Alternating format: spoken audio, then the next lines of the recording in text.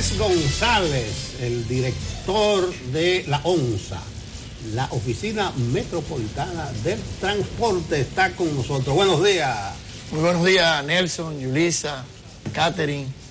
Gracias por darme la oportunidad de comunicarme con todo el público televidente. Bueno, vamos a entrar en materia. Desde que tú llegaste dijiste que la ONSA estaba descalabrada. Dice un amigo, pero a Radamés no le luce porque él era aliado de los que estaban ahí 4 años. Sí, pero independientemente de ser aliado o no, usted no puede dejar de conocer cosas, ya sean positivas o negativas. Vamos a hablar del descalabro. ¿Y a qué nosotros nos referíamos? Por ejemplo, nosotros no fuimos parte de la comisión de transición de la institución. Y cuando llegamos, no recibimos nada, absolutamente nada. Nosotros comenzamos a ver las cosas a la medida que pasaban los días. De las primeras cosas que vimos fue que el parque vehicular de nuestra institución, que en general es de unos 676 autobuses, solo en el momento de nuestra llegada existían 132 autobuses operando. Los demás, todos estaban fuera de servicio. Nosotros nos trazamos como meta, en los primeros 100 días, superar las 350 unidades en operación. Y gracias a Dios, a los 100 días ya teníamos 360 unidades en operación. Y si usted me pregunta cómo lo hizo, bueno, pues lo hicimos en los talleres de nuestra institución. Ningún autobús tuvo que salir a un taller externo. Si usted me pregunta por qué yo hablo de descalabro, es porque quizá nadie va a creer que los autobuses de la ONSA estaban sin cobertura de seguro. Una deuda de 118 millones de pesos que tenía la institución, le habían quitado el seguro desde principio de año y nosotros tuvimos que renegociar la deuda y al 1 de septiembre ya todos los autobuses y los vehículos de la ONSA estaban asegurados. Nosotros encontramos en la institución 100 galones de combustible. Al otro día de yo llegar, no había combustible para nosotros operar. Y cuando vamos a ver los resultados del por qué se había consumido el combustible, pudimos darnos cuenta que paradójicamente en la temporada donde se inició la pandemia, que primero separaron las unidades y segundo, luego salieron pocas, había sido en la oportunidad donde más combustible se había consumido. Nosotros encontramos, por ejemplo, en Santiago, a propósito de ustedes dos santiagueros, 2 unidades en operación. Hoy, gracias al esfuerzo de un grupo de hombres y mujeres que son nuestros mecánicos de nuestra institución, hoy podemos decir que tenemos 27 autobuses operando. Y la intención que tenemos es que en el mes de enero nosotros podamos superar los 500 autobuses en capacidad de operación. Nosotros encontramos, por ejemplo, en la nómina de nuestra institución como choferes, más de 700 choferes. Cuando vamos a la práctica, solo 300 y pico están en condiciones de operar un autobús. Primero porque hay algunos, o habían algunos, que eran de todo menos choferes. Y segundo, porque había una costumbre en la institución de que si una persona se enfermaba por cualquier razón, en vez de tramitarle su pensión por cualquier razón, entonces lo que hacían era que lo dejaban como un stop, como una especie de botella como media disfrazada, ¿verdad? Licencia médica, permanente y demás. Entonces, eso carga la nómina de los choferes y no nos permite operar la cantidad de autobuses que probablemente nosotros tengamos a partir del mes de enero. Son algunas de las cosas que nosotros hemos superado y que pretendemos continuar avanzando. Decíamos desde que llegamos lo siguiente: esta institución se ha visto envuelta en muchos escándalos y nosotros estamos obligados a hacer de esta institución una institución eficiente, pero fundamentalmente transparente. Hacia allá vamos y eso es lo que nos ha exigido el señor presidente de la República. Señor Radamés, hay algunos sindicalistas que señalan que el sistema de concho es el único que ha funcionado para el transporte de la República Dominicana, algo que por lo menos para algunos resulta desalentador, yo lo digo hasta a nivel personal.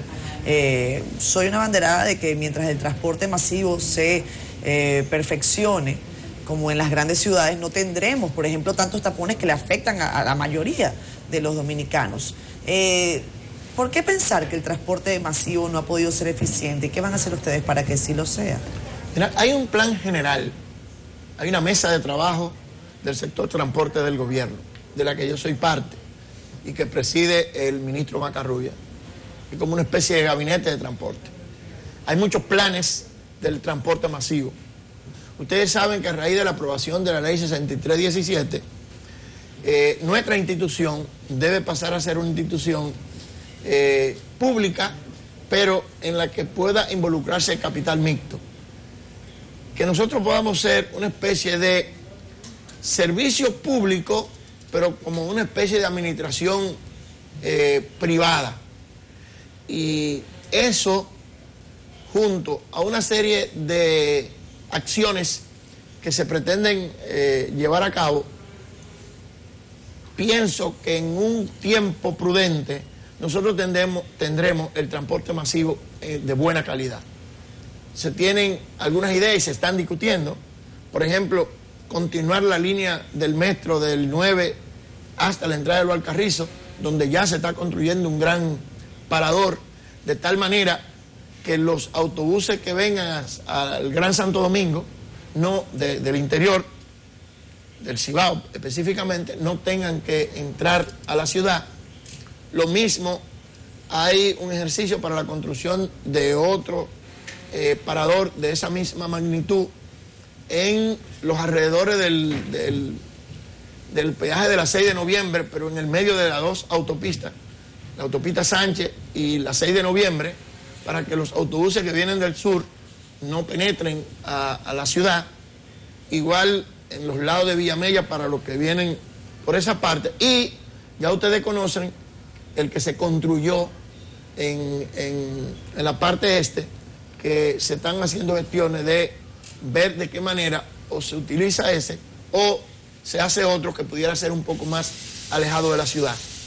También la posibilidad de agrandar la línea del metro por la parte este, desde la San Vicente de Paúl hasta más o menos Los Mameyes, de tal manera que con eso, más la posibilidad de la construcción de un monorriel que sería desde la entrada de Los Alcarrizos y que recorrería hasta el kilómetro 9, Luperón, 27 de febrero, Máximo Gómez, México, hasta conectar con el Aeropuerto Internacional de las Américas.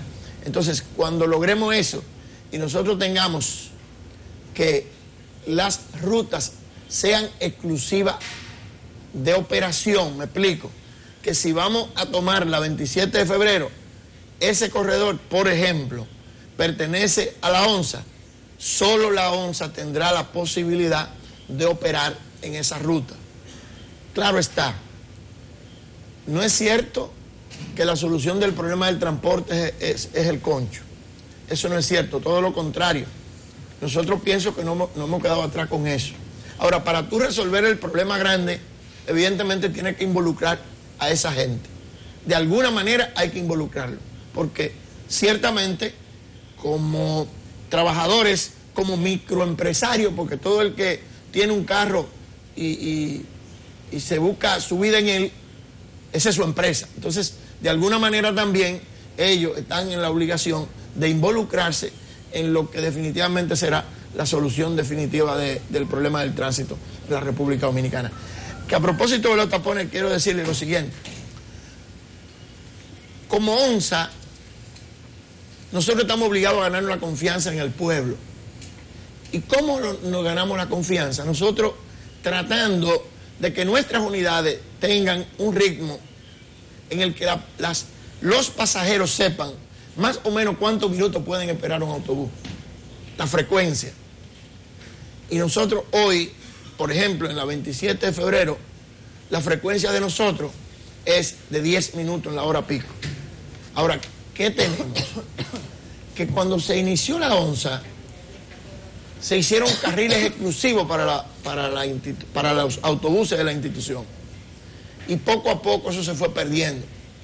Y ahora, por ejemplo, tú despachas un autobús del módulo 1, de allá de las Caobas, va muy bien a un ritmo de 10 minutos, pero cuando llega a Pintura, o cuando llega a la Churchill, o cuando llega a la Lincoln, se encuentran con un tapón, y entonces fácilmente tú encuentras 2 y 3 autobuses, uno pegado del otro, porque el entaponamiento que se hizo no le ha permitido avanzar a ese mismo ritmo.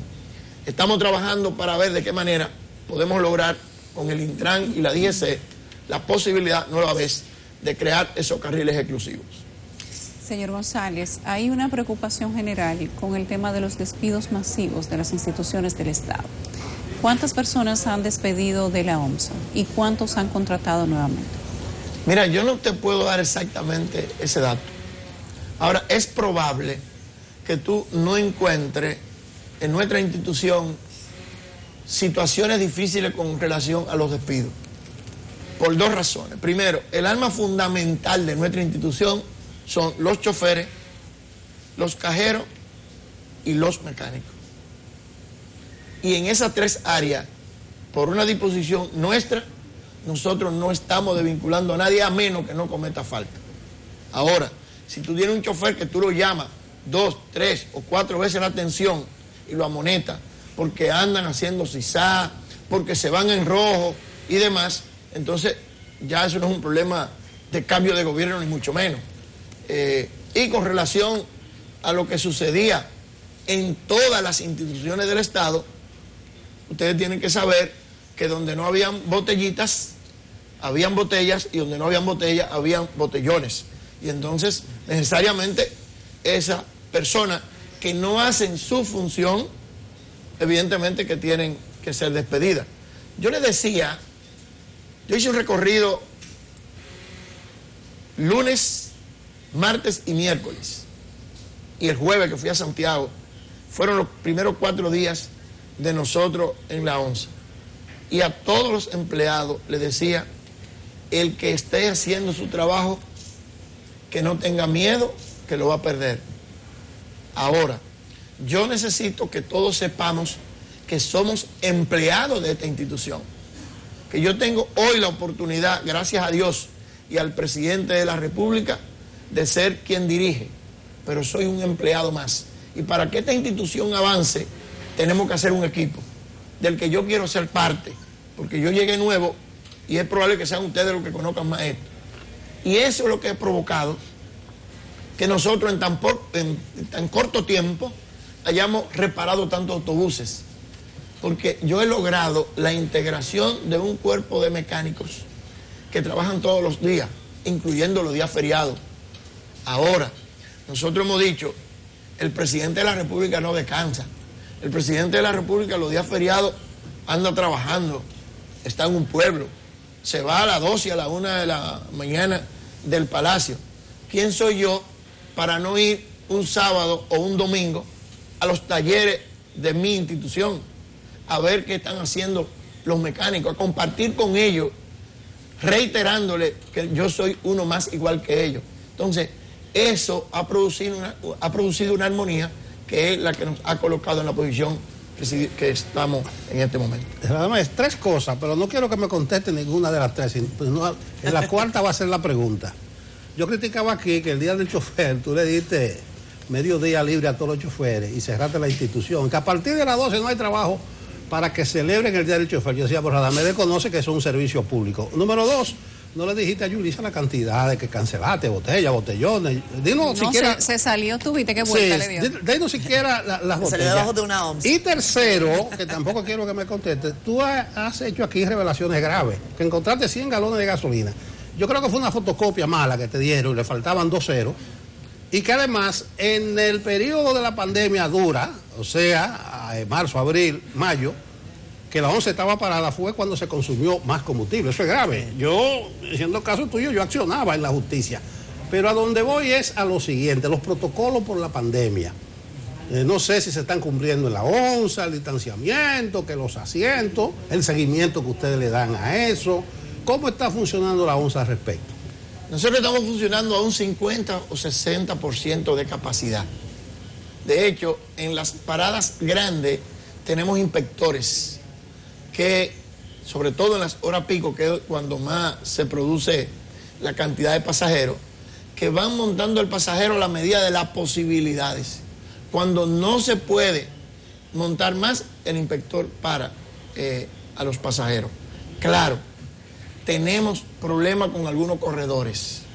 Por ejemplo, el corredor que sale de los Alcarrizos, tenemos una dificultad, y es que como necesitan el autobús para montarse y todavía no tienen confianza en que en 10 minutos va a venir otro, cuando el inspector quiere parar a ese pasajero para montarse, se le tiran 10 arriba y entonces se suben a la guagua y tú no puedes, lamentablemente, tú no puedes hacer más nada, más que tratar de aumentar la frecuencia para que ellos vean, primero, la necesidad de guardar el distanciamiento social, y segundo, de que en 10 minutos otro autobús va a pasar a recogerlo. ¿No ha tenido problemas usted de choferes con el COVID? Y aprovecho y te pregunto sobre la ciudad Juan Bosch.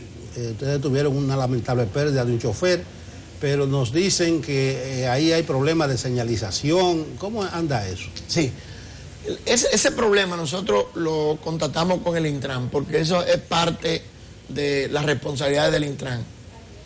Ahora, en la ciudad Juan Bosch, para nosotros es el corredor más importante, uno de los más importantes, porque es exclusivo de la onza. Cuando nosotros llegamos, había deficiencia de autobuses y nosotros nos reunimos con todos ellos. Ellos están muy bien organizados. Nos reunimos con ellos y le dimos garantía de que eso se iba a regularizar. Y uno de los problemas que existían era que como eso queda tan distante del centro de la ciudad y se creó ese corredor exclusivo, lamentablemente los choferes y las cajeras, que son los que finalmente operan el autobús, no eran cercanos a Ciudad Juan Bosch, sino que muchas veces mandaban un chofer de Herrera a Ciudad Juan Bosch. Y entonces eso dificultaba la hora en que ese chofer o cajera llegaba a Ciudad Juan Bosch. ¿Qué hicimos con ellos? Que les solicitamos nos recomendaran personal para choferes y cajeras de la propia Ciudad Juan Bosch, de tal manera que el chofer o la cajera, el empleado de la onza que nosotros necesitáramos en la Ciudad Juan Bosch, fueran de ahí mismo, y con eso hemos ido logrando superar esa situación que teníamos. Ciertamente perdimos un chofer que no tuvo culpa, porque todo el que vio el video vio que probablemente fuera la otra persona que tuviera culpa.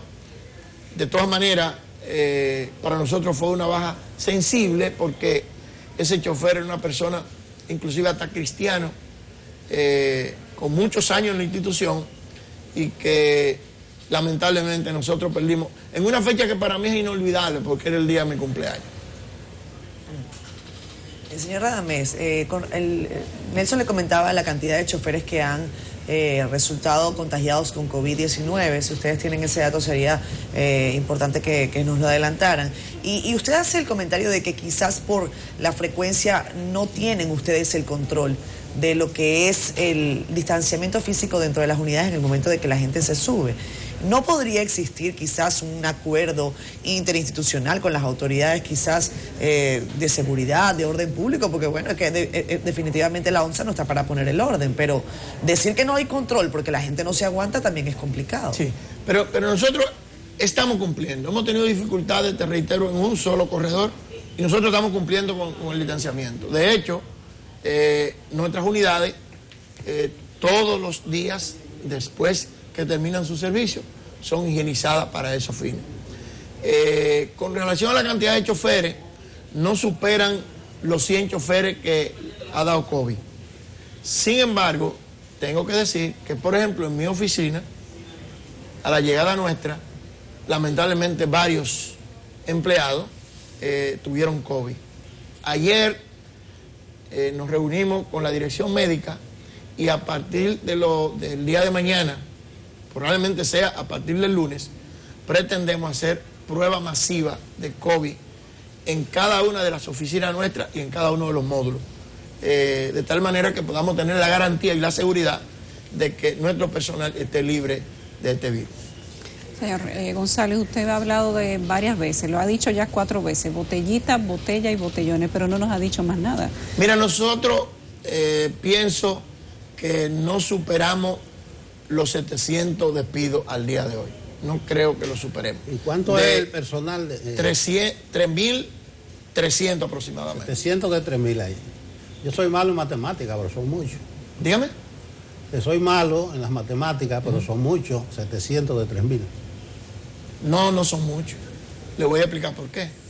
Yo acabé de decirle Un 25%. que de una matrícula que en la nómina aparece 25%. con 700 y tantos choferes, cuando tú vas a la práctica solo 300 y pico están en condiciones de operar. Porque como la ONSA lo que más utiliza son choferes y cajeros, en muchos casos nombraban a una persona como chofer que lo que menos sabía era montarse al frente de un volante.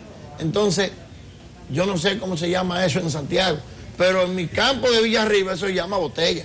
Mira, Radamés, tú tuviste seguro un problema cuando llegaste allí, porque tú no eres, ¿cómo le llaman? Nativo del PRM. No eres nativo. No, él es del PRD, no era. No, era del PRD. Aliado, era un aliado. En realidad, por eso te decía, pero en eso de nombramiento y de cancelaciones, ¿cómo te hiciste tú con los compañeros tuyos del PRD? Porque Miguel Vargas dijo que tú te fuiste porque no te dieron la candidatura a alcalde, pero su gente del PRD, sus afectos, eso no se olvidan. Así es. Esos son como los amores viejos. Así es. Mira, se han colocado sus compañeritos. Entre esos 700. A propósito del ingeniero Vargas, yo cada vez que salgo de mi casa, todos los días le doy gracias a Dios. ¿De haber salido de Miguel? No. O por Miguel. Todos los días le doy gracias a Dios. Bueno, gracias por Miguel, porque veces, te llevó a la onda. Y otras veces le doy gracias a Miguel Vargas. Vamos a ver. Mucha gente no lo entiende. ¿Cómo? O sea, Sí. Miguel Vargas está en el Sí, ¿tú sabes por nivel qué? de Dios en su vida. ¿Tú sabes por qué? No. Espérate, Yulisa. Todos los días le doy gracias a Dios. A Dios. Y otros a días veces, a Miguel Vargas. Y a veces le doy gracias a Miguel. ¿Ustedes saben por qué? Porque probablemente si él se hubiese llevado de los consejos con un grupo dirigente como yo le dimos, la situación del PRD no fuera la que es hoy. Y además, es probable que si él se hubiese llevado de nuestro consejo, yo no fuera el director de ONSA. Ahora, ¿qué yo he hecho? De los nombramientos que hemos dado, este humilde servidor tiene un porcentaje muy bajo, porque yo lo que hice fue que reuní a la dirección del PRM de mi municipio y le puse en sus manos las posibilidades de los nombramientos. Lo que yo he vinculado, muy poco tienen que ver conmigo de manera directa, sino que lo ha hecho la dirección del partido que yo apoyé, que es el Partido Revolucionario Moderno. Por eso es posible que usted haya escuchado ruido con el tema de los nombramientos en otros lugares. Ahora en Santo Domingo Oeste no se ha escuchado el primer ruido con relación a los nombramientos. Señor Radamés, usted hacía una consideración que me parece bueno rescatar para ampliar. El asunto del terminal que está en la autopista de las Américas prácticamente. Usted dice, bueno, se está estudiando si eso se usa o no, si se hace otro. No si se hace otro. ¿Qué va a pasar con esa instalación que está allí, que está construida para hacer una terminal, que se utiliza para otra cosa? Bueno, hay que buscarle una vuelta. ¿Cuál es su posición personal ahora que usted es director de la ONSA? Déjame decirte que eso no es responsabilidad exclusiva de la ONSA. Lo sé. O sea, nosotros nos beneficiaríamos porque nosotros desde allí podemos hacer transfer, si se dejara ahí, que nos convendrían. Mi opinión personal es que eso no debe hacerse tan cerca de la ciudad, que eso debe hacerse un poco más lejos de la ciudad. Pero ahora que está hecho. Ahora que está hecho, que si tú me preguntas si conozco cómo está hecho, no te podría responder porque lamentablemente nosotros no hemos tenido la oportunidad de discutir eso. Yo solo te dije que eso era parte de un plan general que se está discutiendo. ¿Por qué se está discutiendo? Bueno, porque el alcalde de ese municipio desde el primer momento se opuso a eso. Inclusive eso se hizo por encima de las autoridades, por encima de sentencias de los tribunales, y entonces es como muy difícil tú ahora ir a asumir la responsabilidad de algo que se hizo en contra de la voluntad de casi todo el mundo, en contra de la voluntad de sentencia que tuvieron los tribunales para que eso no se hiciera ahí. Bueno, creo que llegó el momento de darle las gracias a Radamés. Yo quiero insistir en la necesidad de darle educación formal y vial a los choferes. Ustedes debían tener hasta su escuela ahí. No la sé. Tenemos. ¿A ustedes la tienen? Tenemos. Hay que reforzarlo. Y se hace continuamente. Hay que reforzar los profesores. Hay unos gusanos, así que le llaman, ¿verdad? La prolongación 27, que hacen zigzag. Así es. Gusanos, o sea, lo que tiene es Lo que una tiene cosa doble cabina. Es terrible. No Eso sé si- es terrible. De Sí, hecho, yo lo he visto. nosotros estamos en la construcción. intimidante que es un gusano como tú lo tienes encima. Nosotros estamos haciendo. Ah, mira, de pulpo, una operación gusano. Siga, Radamés. Si así seguimos, vamos a acabar con la fauna marina. Nosotros estamos construyendo un banco de choferes. No es tan fácil reclutar un chofer categoría 3 o 4 para manejar un autobús, que luego lo reclutamos, tenemos que darle todos los entrenamientos del lugar. Pero lo estamos haciendo porque hay veces que nosotros tenemos deficiencia de choferes. Y como no tenemos los carriles exclusivos, como yo le decía, entonces tenemos esa dificultad. Déjeme decirle antes de concluir lo siguiente. Nosotros conversamos con el director de DGC, porque al principio la ONSA tenía inspectores y fiscalizadores motorizados para darle seguimiento a ese tipo de maniobra. Hoy no existen. Y nosotros le decíamos al director de DGC que nos vamos a sentar los próximos días a hacer un acuerdo donde los miembros de DGC sean fiscalizadores de nosotros, de tal manera que cualquier agente de la DGC pueda no necesariamente multar a un chofer, que puede hacerlo, sino fiscalizarlo, porque lamentablemente todo ese tipo de acciones muchas veces lo hacen encima de los ojos de los DGC, y ellos no le dan absolutamente ningún carácter a eso. Como una institución gubernamental, cree que es un aliado. No, y no puede ser. Eso tiene que corregirse.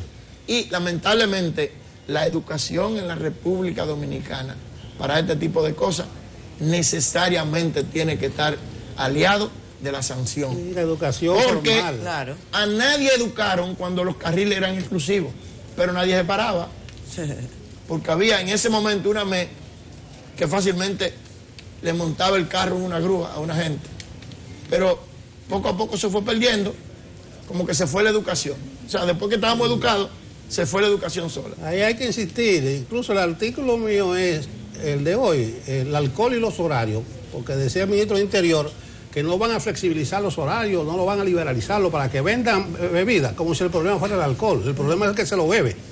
Puede haber, igual que los motoristas, ellos apresan el motor y sueltan el motorista hasta que Y vuelva. él va y busca otro motor y hace lo mismo. Sí, o sea, como si el problema fuera el motorista. Entonces la educación, y me gusta como tú hablas de la educación, parece que tú le das su importancia, formal y vial en este caso. Vamos a rescatar este país y además del problema eléctrico, el del transporte es otra de las cosas que nos gastan.